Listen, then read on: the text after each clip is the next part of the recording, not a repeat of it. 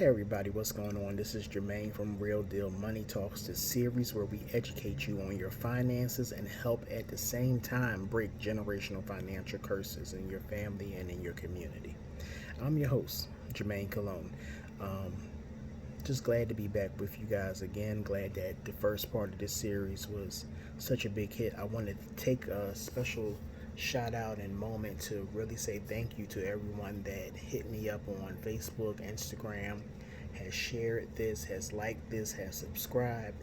It's been absolutely astounding support and feedback that I've gotten from this. So instead of waiting 2 weeks, I had a lot of questions that came in, and I figured it's better to try to knock some of them out. So I'm going to do a part two of our original series, which was banking fundamentals.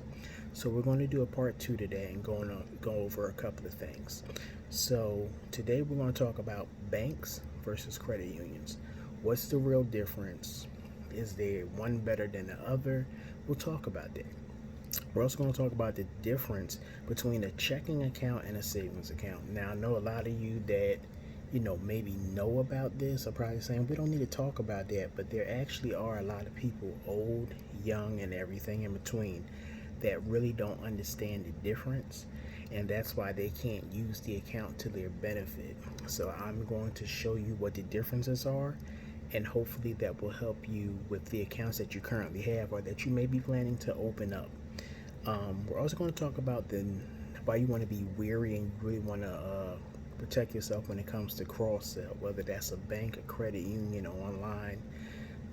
There's some reasons behind that.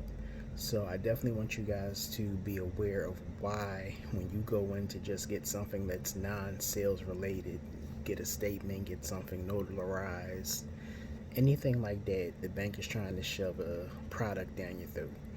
I'm going to explain why and tell you why you need to be wary of that. And lastly, what we're going to talk about is the fact that it happens every day. You see it online all the time. Hey, turn $100 into $1,000 by using Western Union or Cash App or your checking account. Hey, I have a couple of checks I want to deposit into your account. Can you do it for me and just give me the cash? I'm going to tell you why you should stay clear of those things, because it's going to put you in a really hard predicament.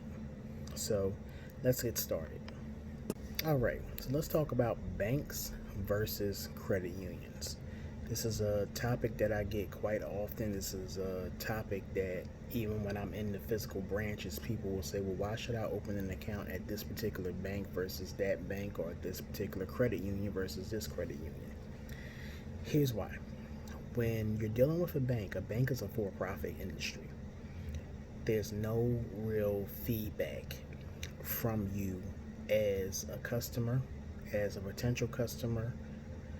You only get real say so when you're a shareholder. So basically, a bank works in where they report to their shareholders. They have to report their earnings. Usually it's on a quarterly or semi-annual basis.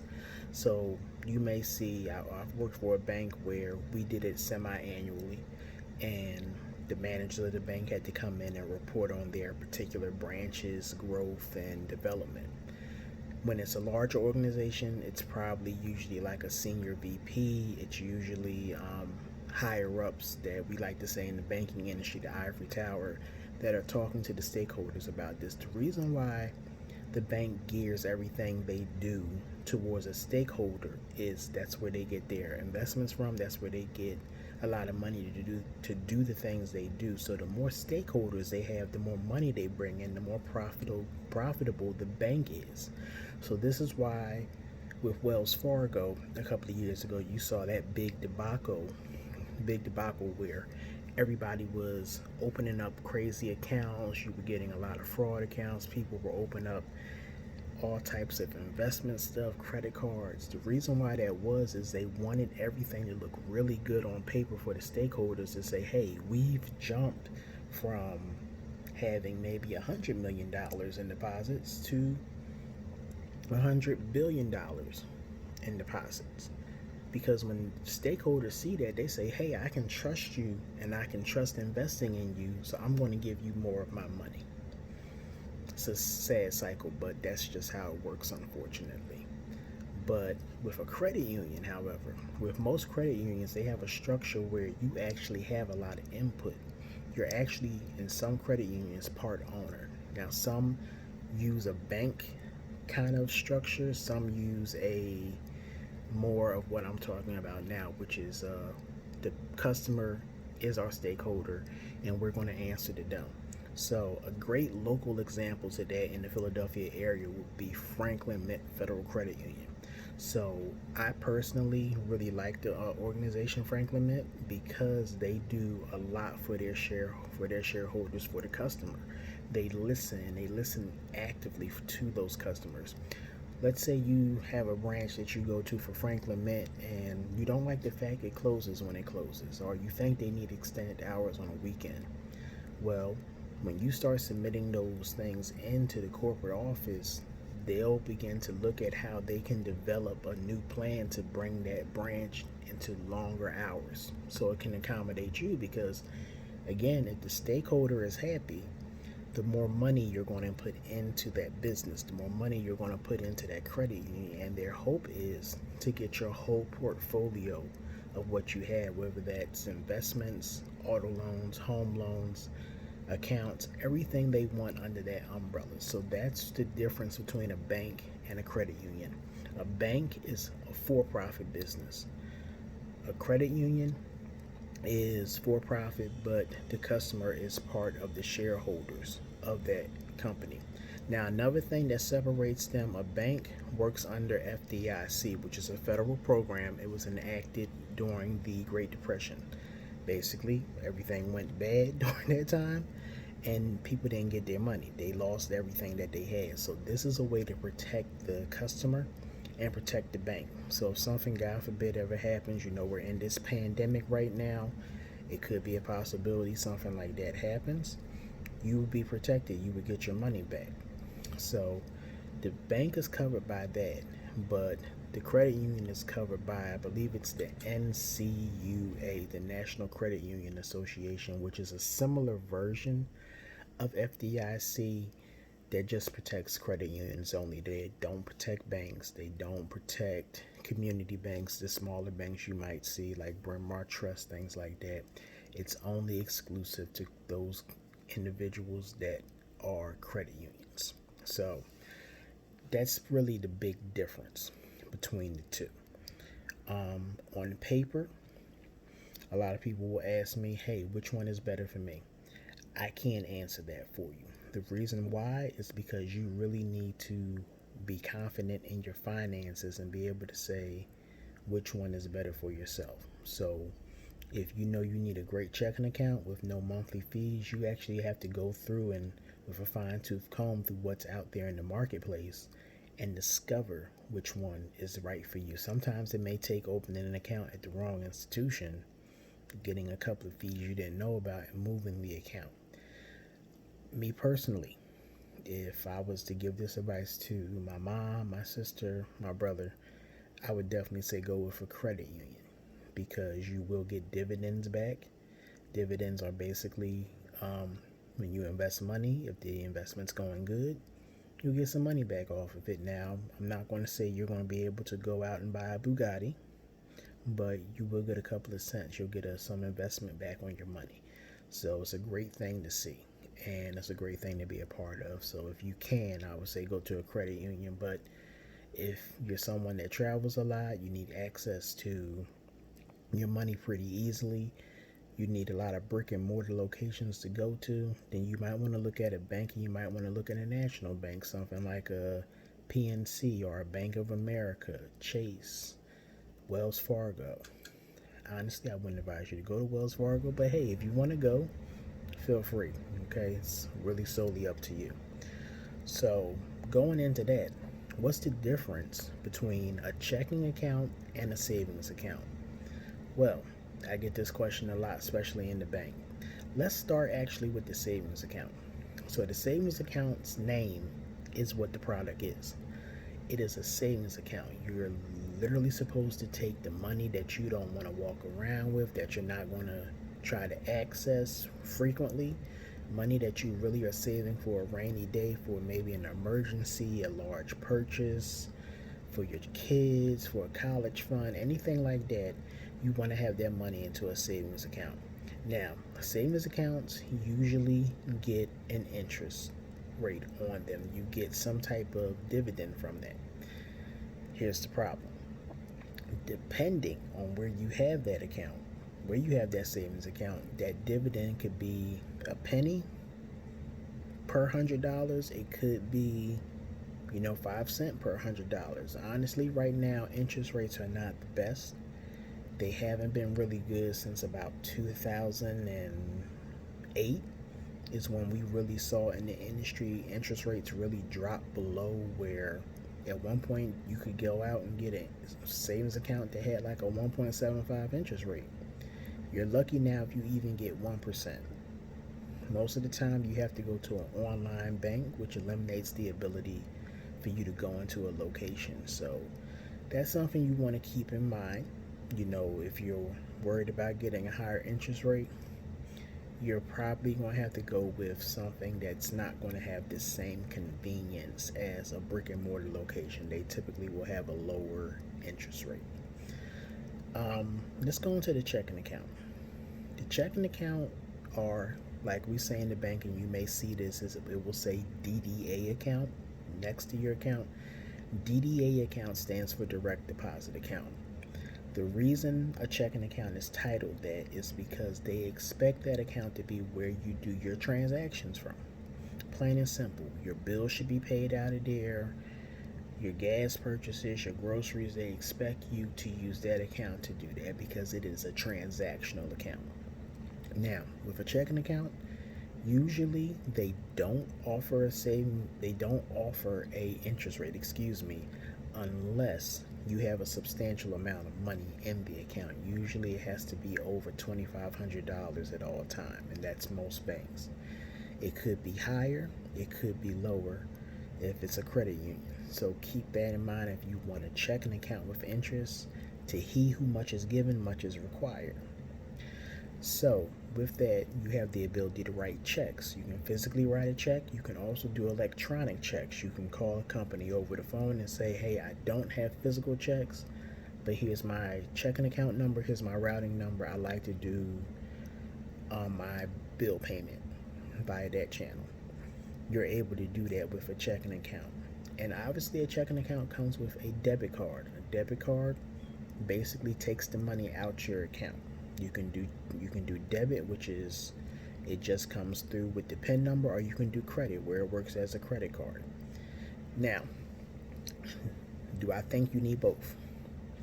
Again, it depends on situation, but I do advise most people to get both. The reason being is because you should always pay yourself before you pay your bills.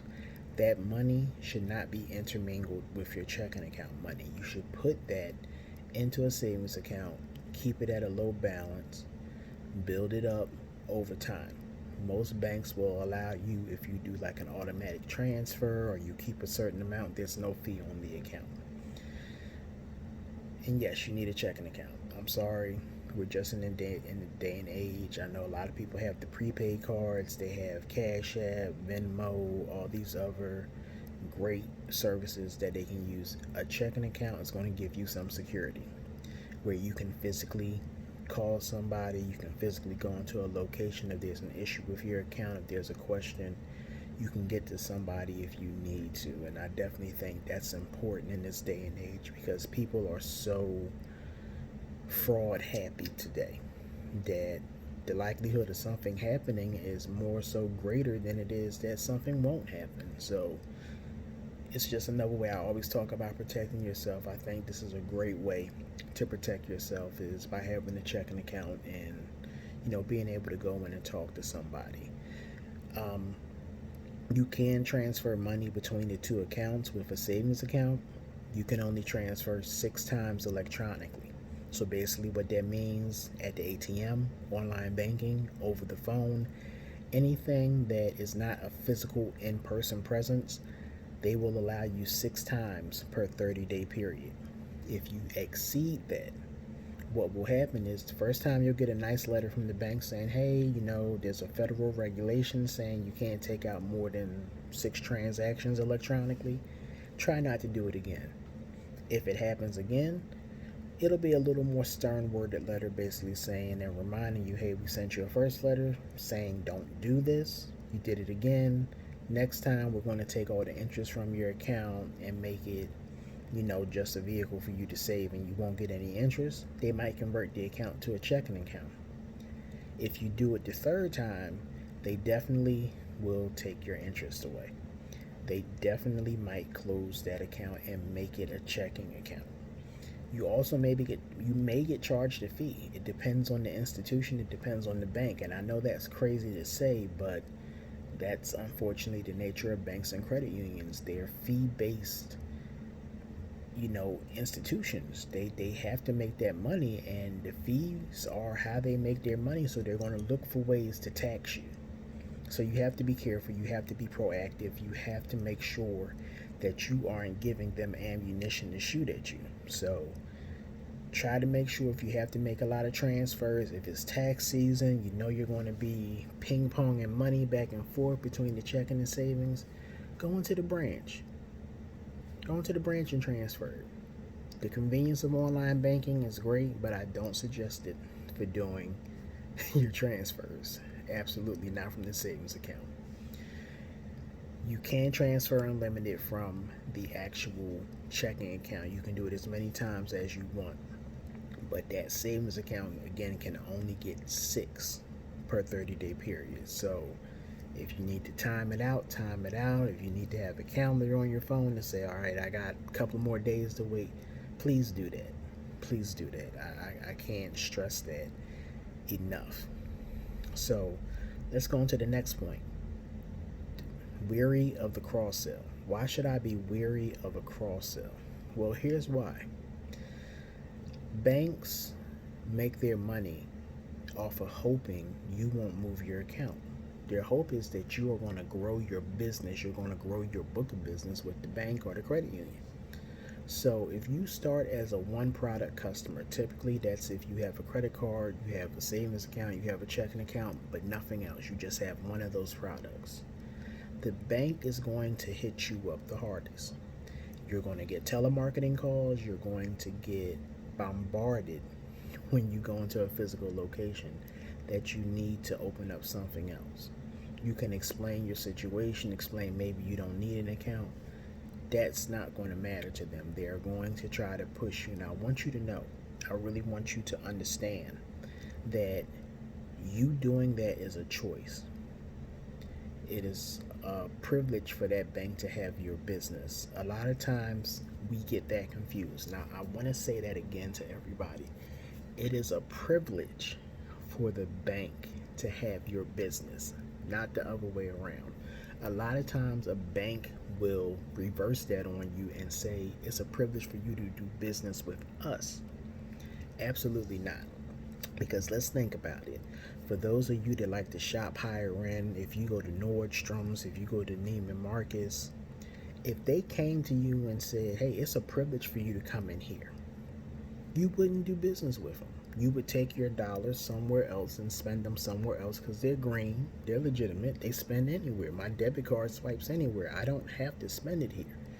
I may like to spend it here, but you're going to respect me to get my dollars. The bank should be the same way. No one should ever force you into opening a product, applying for something. And a lot of times what they'll do, and I will warn especially my millennials out there, you guys that are under 25, especially those of you that are on college campuses, if you have a bank that is near your campus, a lot of times when you go in, especially during the time that the students are starting to come back to school, be very, very wary. I would honestly say even if you feel like you can do it on your own, take a parent with you. The reason why is you want that visual of them being able to see, okay, we can't get over on this person because they got mom, they have dad, and they're going to be guiding them and showing them what they should or shouldn't do. That's at least the assumption from the banker, from the manager. They're going to say, I can't go the way I normally would with this situation. What you want to do is go in and be very wary because they're going to have a lot of stuff to get you.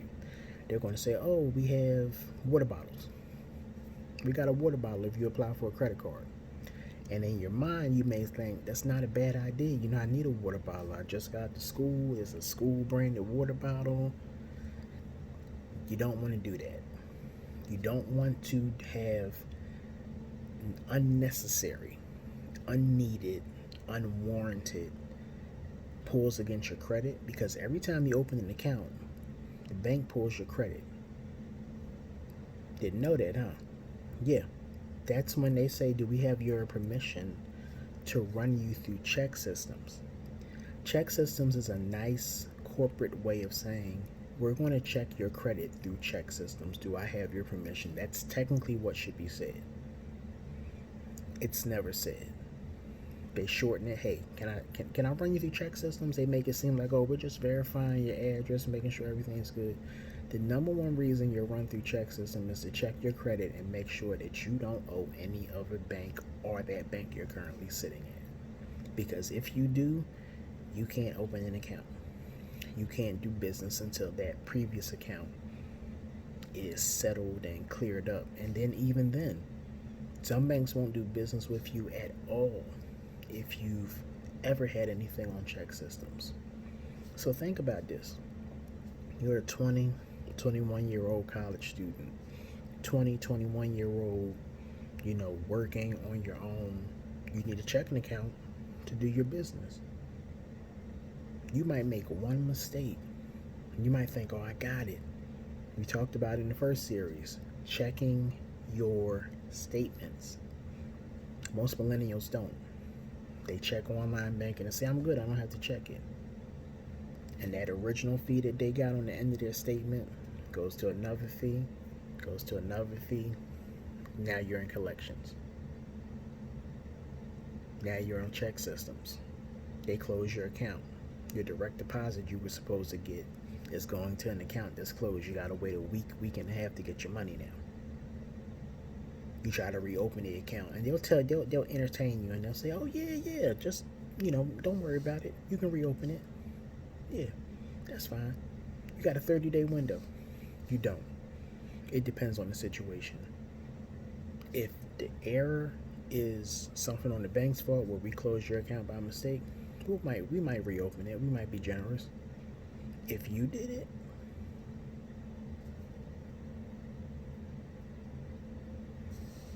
it stinks.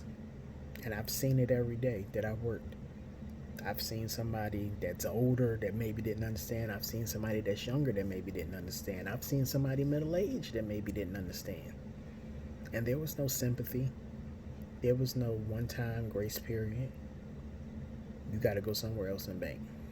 Knowing that sending this person across the street or down the street or whatever the next bank is, they're not going to be able to get an account. So you want to be wary of the cross sell. Don't accept products that you can't afford. Don't apply for credit cards and loans that you don't really need. There's no point if you haven't. You're just applying to get something free that's shiny new thing that they told you can get in the lobby of the bank because you just want it because it's branded by your school. Don't do it to yourself. It's a waste. It's a heartless practice. And I want you to be able to get where you need to be in life without someone trying to throw an anchor into your arms to catch. So that brings me to the next thing. You notice I talked a lot about millennials. I talked a lot about older people in our last point. The reason why is you get them in your email, you see them on Facebook, you see them everywhere. Hey, let me use your account and put some checks in. Yeah, they good checks. Don't worry about it. Nothing's gonna happen. Oh, can you do me a favor? Can we run some money, some Western Union through your account? Can we do this? Can we do that? Here's why you gotta be wary of those things. I talked to you the other day about reading your banking disclosures, your rules and regulations, your protocols, and that binder that they give you, that pamphlet and booklet they give you when you open your account. If you don't read that, you're not going to know this, but there's a section in there that says anything I put in my account, I take full responsibility for. And there's a reason for that. Because there was a period in time when these scams started coming into fruition and started to really become popular amongst the scammers. People would be able to sue the bank and say, hey, I didn't know I was getting scammed. I didn't know I was a victim. You know, this person told me it was a legit business opportunity, or they told me this was a legit situation. I went with what they told me. You got to give me my money back. And the banks were like, okay, you know what, you're right. It's not your fault. But then after everybody started using that excuse, everybody started using that modus operandi. Now the bank got smart. The bank said, okay, that's fine, you know, but before you deposit that, they might put you through the grill. They might interrogate you, especially if you go into the branch. Hey, you know where this check came from? You know this person? This person with you? Now, if you got a really good person, somebody like me that's in the bank, I'll stop you. I'll tell you, hey, don't deposit this. It's going to come back. A lot of people won't because they're trying to get that fee income for the bank. Because again, you're accepting full responsibility for that check. When that check comes back as bad, or that deposit gets pulled back out your account that was supposed to be this big 10,000 deposit for going to mystery shop and whatever else they talk about in these emails and scams. That money you spent, that money you sent to that person, they're not looking at that person anymore. They're looking at you because you signed something that said, I'm going to take full accountability for what I'm depositing into my account, whether that's electronically or physically. And it stinks that it happens, but it happens more often than you think. And people's entire lives are now ruined. They'll never be able to get a mortgage because they did that. They'll never be able to get a car loan because they did that. So when you see these individuals that are like late 30s, early 40s, that maybe don't have the resources that some of the younger people had, ask them. Especially if they're like your friends or your family, ask them like, hey, why? And a lot of them will tell you because they don't want you to go through what they went through. And they'll tell you, hey, don't do that. You know, I thought that person was my friend, and as soon as I put the check in, or as soon as I accepted the deposit and sent the money back, I never heard from them again. I never heard from them. They left me out there cold to deal with it myself. And a lot of times, depending on the amount, and here's the worst caveat of all of this, depending on the amount, the bank might press charges on you. And understand, the bank knows you did not initiate, you did not look to do this most of the time. Now, you do have some cases where people are just low down and dirty and they try to do it. But most of the time, pretty much like 8 out of 10 times, you don't know what's going on. You're just listening to a friend that you think has your best interest at heart. And the bank can now say, we want our money back, and if you don't pay it by a certain time, we're going to file charges on you. So now here you are, promising young black man, promising young, Latino woman, your future's gone. Because now you have some type of criminal charge on your record because you listened to a friend who left you out to dry and took the money and ran. So be careful of these schemes, guys. You have to be careful. You have to protect yourself. My grandmom used to always say, common sense ain't so common. But in this instance, common sense is common. A lot of times, if it looks too good to be true, it is too good to be true. There's no such thing as fast money. Usually fast money gets you two places, dead or in jail, which one you want. So, I know it's a tough reality. It's messed up. And it's bad that the banks and some of the credit unions prey on you in this way.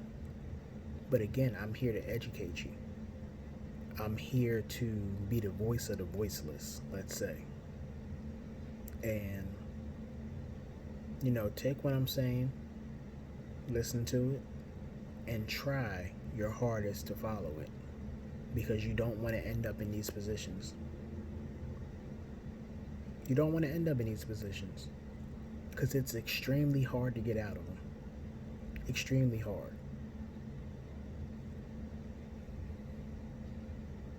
I see black and brown people every day with so much promise that don't get to fulfill it because they fell victim to one of these things. They fell victim to something we talked about in the previous video. So protect yourself. Be safe. Read your disclosures. Read your rules and regulations for the bank. Read your product descriptions.